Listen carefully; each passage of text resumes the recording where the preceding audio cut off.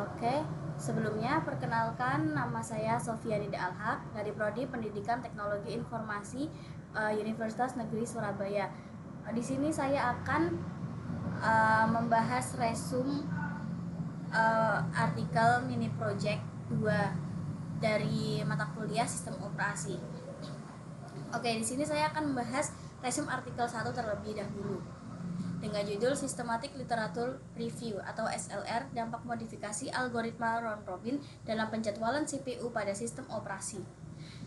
Di sini saya akan membacakan latar belakangnya dulu.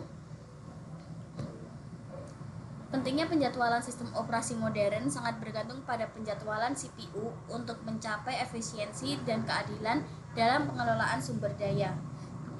Dan di sini dia memiliki kelemahan round robin classic, yaitu masalah utamanya terletak pada time quantum yang bersifat statis.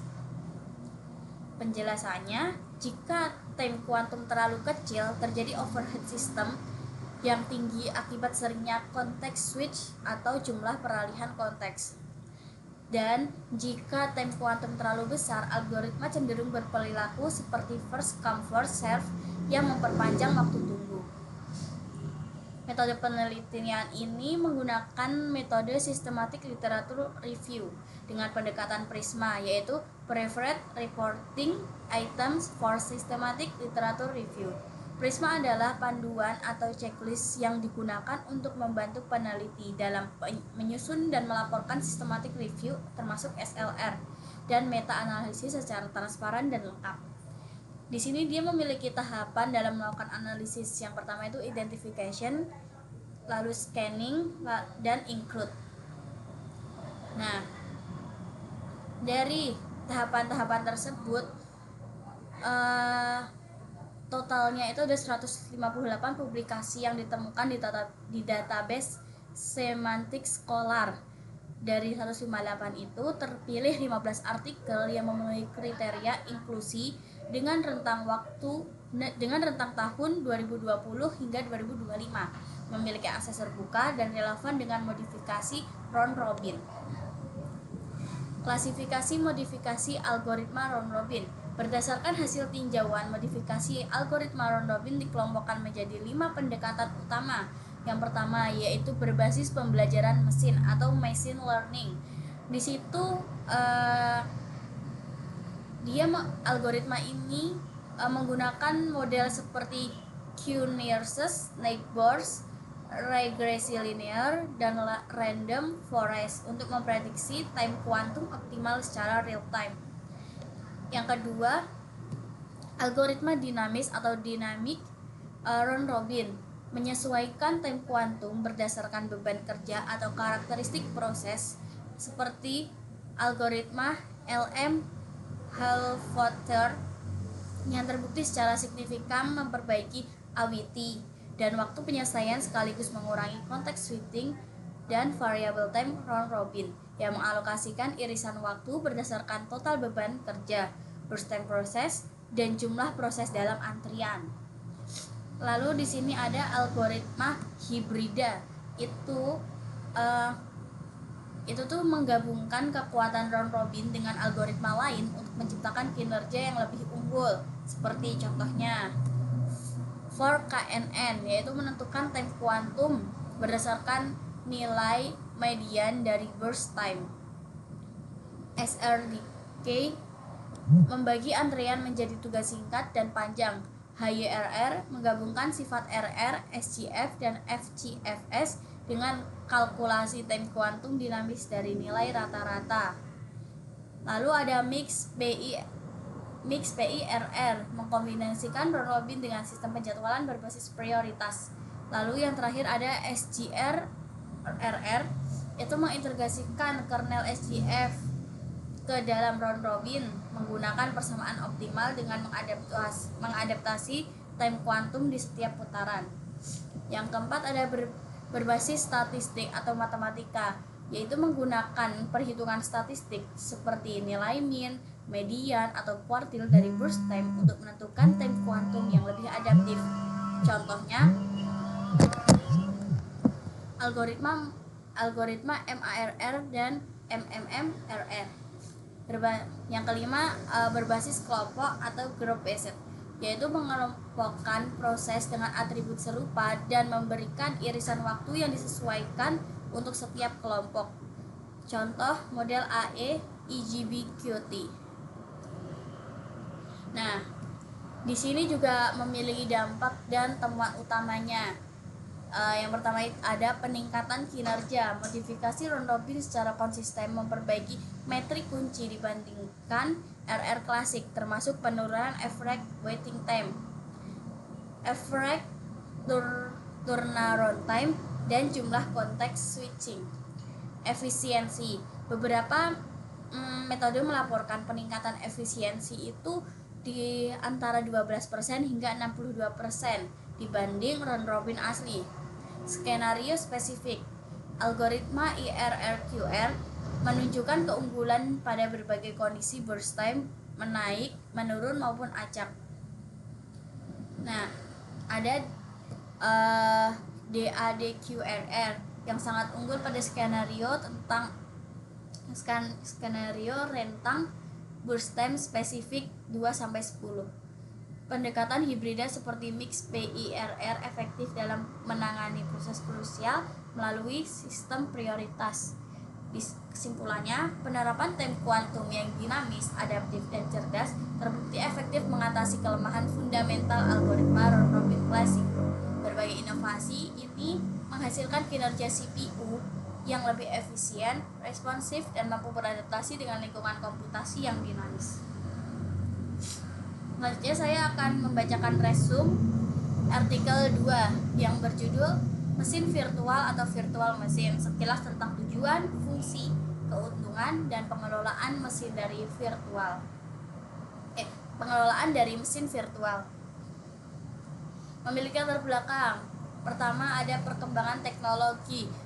Jadi teknologi ini itu kan teknologi komputer dan ilmu pengetahuan itu tuh berkembang sangat pesat di abad ke-21, termasuk salah satunya tuh di Indonesia. Nah, ketergantungan manusianya di era milenial, sebagian besar pekerjaan manusia sudah bertumbuh pada teknologi canggih untuk membantu penyelesaian tugas. Jadi di sini itu manusianya tuh teralihkan oleh, ya nanti akan kita bahas itu tentang robot.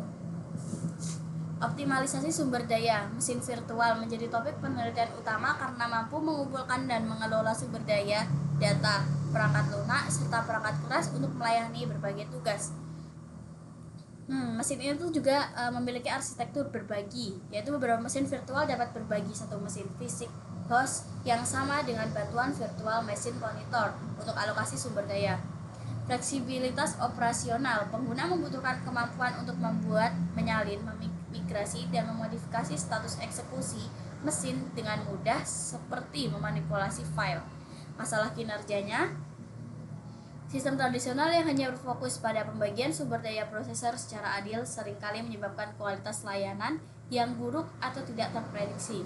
Urgensi evaluasi, jadi evaluasinya itu seiring pertumbuhan perangkat lunak dan keras, evaluasi kinerja layanan dalam sistem mesin virtual menjadi faktor kunci untuk meningkatkan kinerja layanan sistem mesin virtual. Nah, di sini tuh ada metode penelitian. Jenis metode yang digunakan pada penelitian ini itu studi pustaka atau library research. Pengumpulan informasinya itu menggunakan teknik pengumpulan informasi yang relevan dengan topik penelitian dari berbagai sumber seperti buku, jurnal, dan media elektronik. Sumber data yang diperoleh dengan menggunakan data sekunder, yaitu data yang sudah tersedia atau data yang diperoleh secara tidak langsung.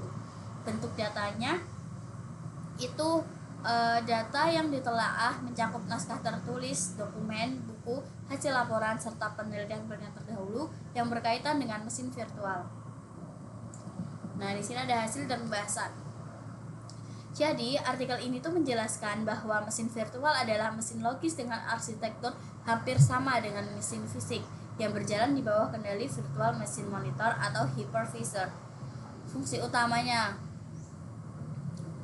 utama virtual mesin itu digunakan untuk menguji sistem operasi baru tanpa instalasi langsung.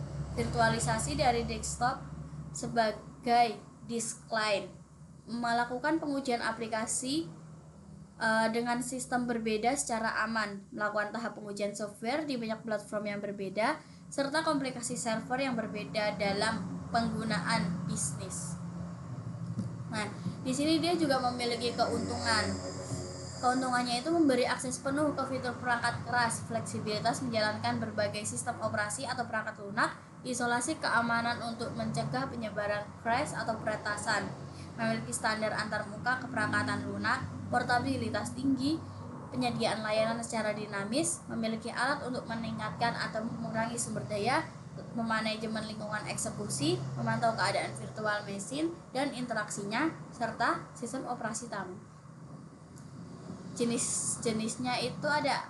Artikel mengidentifikasi beberapa perangkat lunak populer seperti VirtualBox, VMware, Chemi, Parallels, Microsoft Virtual PC, Xen, KVM itu kernel based virtual machine, serta OpenStack. Itu tadi jenis-jenisnya. Oke, di sini lalu pengelolaannya. Jadi terdapat 4 pendekatan utama dalam virtualisasi, yaitu yang pertama itu ada full virtualization, yaitu tamu itu tidak perlu dimodifikasi. Lalu yang kedua ada para virtualization, itu memerlukan modifikasi kernel tamu. Kalau hardware assisted virtualization itu menggunakan dukungan CPU modern. Serta yang terakhir itu ada resource virtualization, yaitu menggabungkan komponen serta membentuk penyimpanan yang logis. Lalu yang terakhir ada kesimpulan. Mesin virtual merupakan implementasi perangkat lunak dari sebuah mesin komputer yang mampu mengidentifikasi efisiensi penggunaan perangkat keras melalui konsolidasi sistem. Penggunaan virtual mesin terbukti mampu menekan biaya operasional karena mengurangi kebutuhan perangkat keras tambahan. Selain menjadi pendukung teknologi cloud dan IoT, virtual mesin juga memfasilitasi inovasi dan pengembangan perangkat lunak dalam lingkungan yang aman dan terisolasi. Namun pengelolaan yang baik tetap diperlukan dalam hal konfigurasi dan keamanan untuk memaksimalkan potensinya. Oke, di sini saya telah menjelaskan resume yang saya buat dari 2 artikel tersebut. Terima kasih telah mendengarkan penjelasan saya. Semoga bisa bermanfaat untuk kita semua. Oke, terima kasih dan sampai jumpa kembali.